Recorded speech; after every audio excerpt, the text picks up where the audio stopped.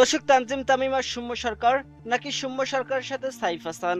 অস্ট্রেলিয়ার বিপক্ষে কেমন হতে যাচ্ছে বাংলাদেশের ওয়ানডে দলের ওপেনিং জুটি? এই তিনজনের বাইরেও আলোচনা আছেন এক তারকা বামহাতি। অজি বোলারদের সামলাতে চমক দেখাতে পারে হেড কোচ ফিল সিমন্স।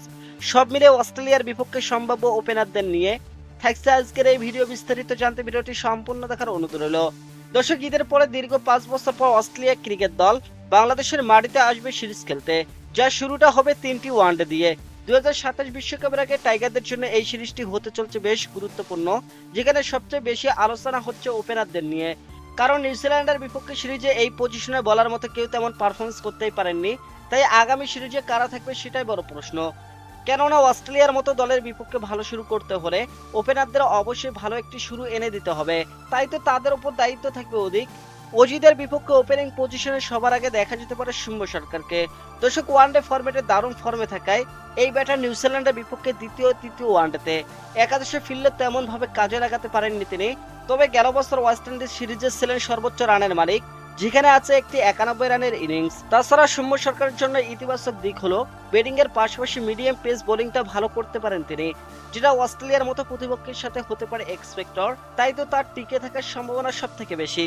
তার সঙ্গী হতে পারেন আরেক বামহাতি তারকা তানজিদ হাসান তামিম। মাত্র এক সিরিজ আগে সেরা খেলোয়াড় নির্বাচিত হয়েছিলেন তিনি। পাকিস্তানের বিপক্ষে দুর্দান্ত ব্যাটিং করলেও ব্ল্যাক ক্যাপ সিরিজে অবশ্য তেমন ভাবে মেরে ধরতে পারেনি তানজিদ হাসান তামিম। তবে বর্তমানে বাংলাদেশ দলের অটো চয়েস ওপেনার হিসেবে আছে তার নাম। সেক্ষেত্রে তানজিদ তামিমের জুটি করার সম্ভাবনা আপাতত দৃষ্টিতে বেশি। শেষ 6টি ওয়ানডে ম্যাচে 3টি অর্ধশতক আছে তার নামের পাশে। এই অ্যাপ্রোচ অজিদের বিপক্ষে বসায় রাখতে পারলে দারুণ হবে বাংলাদেশের জন্য।